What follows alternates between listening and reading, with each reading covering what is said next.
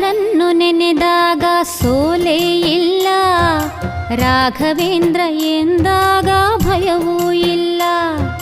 ರಾಯರನ್ನು ನೆನೆದಾಗ ಸೋಲೇ ಇಲ್ಲ, ರಾಘವೇಂದ್ರ ಎಂದಾಗ ಭಯವೂ ಇಲ್ಲ.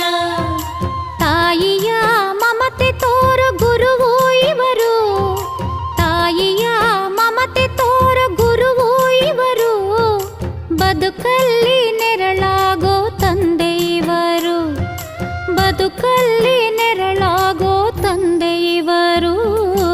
ರಾಯರನ್ನು ನೆನೆದಾಗ ಸೋಲೇ ಇಲ್ಲ,